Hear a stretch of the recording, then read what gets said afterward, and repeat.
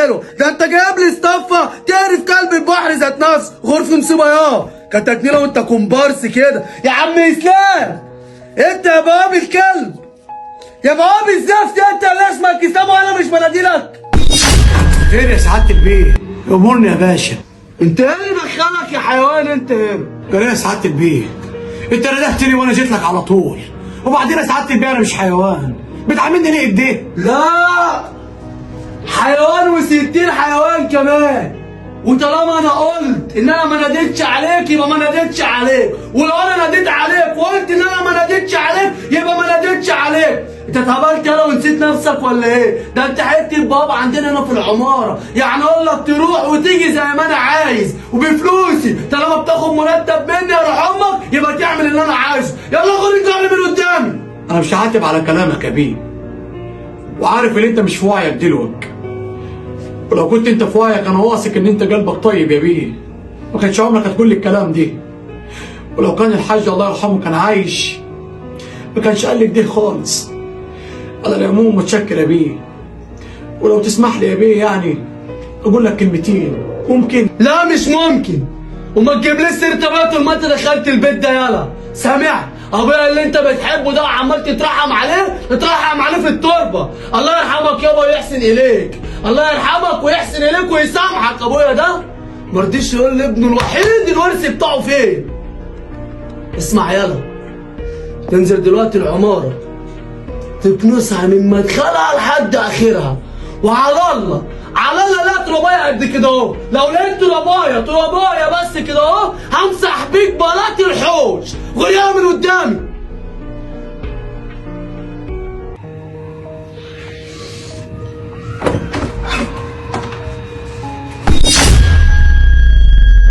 طب لو نسيت نفسك ولا ايه؟ ده انت حته بابا عندنا هنا في العماره، يعني اقول لك تروح وتيجي زي ما انا عايز وبفلوسي. طالما بتاخد مرتب مني يا روح امك يبقى تعمل اللي انا عايزه. يلا خد انت من قدامي. انا من بكره يا خيس وابقى بواب شاطر. انا من بكره يا خيس وابقى بواب شاطر. السلام عليكم يا ده كريم. ايه يا قادر بتعمل ما تخش على دمك عيب؟ ده انت لو قعدت 100 سنه بالمنظر ده والله ما هتخس، يخرب بيت دماغك. ابوك فين يا؟ ما اعرفش، هتلاقيه بيحش في اي حته. قول لي انت شكلك معبي كلامك دي. قول لي انا ادري. انت ياض غبي ياض. طب ما انا عارف ياض اللي انت ابنه. ياض انت لسه حالا بتقول فضفض معايا، باين عليك عندك مواضيع، وبصراحه ما قداميش غيرك دلوقتي احكي له، وانا احكي لك وعوضي على الله. بص يا كريم، عم مجدي الله يرحمه وتبشبش الطوبه اللي تحت راسه قبل ما يموت قعد معايا وكان بيحبني وساب لي الورث بتاع ابني. وبصراحه انا مش عارف اعمل ايه يا كريم. اديله الورث بتاعه. غبي، ما انتش فاهم حاجه خالص. اهدى عليا وانا فاهمك كل حاجه.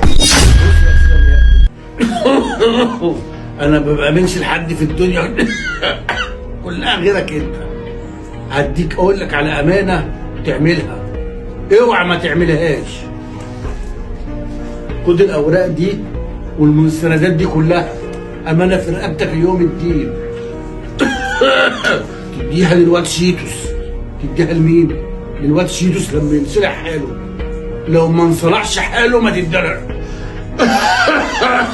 تخلي بالك منه، ينصلح حاله وتقف جنبه وتقف في ظهره. خلي بالك منه، ينصلح حاله ادوله الحاجات دي. الف سلام عليك يا بيه، حسك في الدنيا معانا يا بيه. ايه اللهم صل على النبي، ايه ده كله يا بيه؟ ايه العز ده كله؟ لا يا بيه، المسؤوليه دي كبيره عليا وانا مش قد يا بيه. وبعدين ده انا اخري، ده انا راجل بواب غلبان على قد حالي يعني. وبعدين انا اخري الم فلوس جمعيه، الم الايجار يا بيه اللي سعادتك. انا مش قد حمل المسؤوليه دي كلها يا بيه. لا انت قدها وقدور، ما تتعبش قلب اكتر من كده. بص كل دي تحاليل وحاجات مفيش فايده يا ابني. اسمع كلامي، خلي بالك من الواد يا ابني، وزي ما قلت لك نفذ عشان انا خلاص. اسمع كلامي خلاص. اطمن يا باشا، وان شاء الله يكون حسك كمان معانا في الدنيا. وانا صدقني ده ربنا يقدرني عليه. الف سلامه يا حاج، الف سلامه. ده ربنا يقدرني عليه صدقني هعمله. مش عايزك تقلق من حاجه خالص.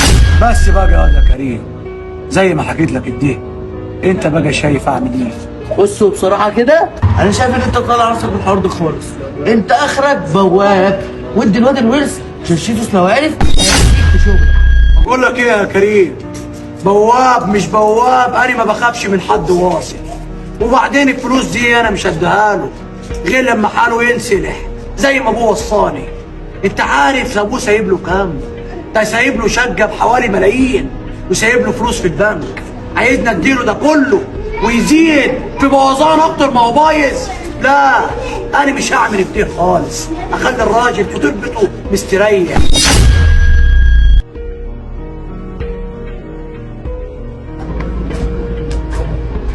انت متخلف يا دي انت.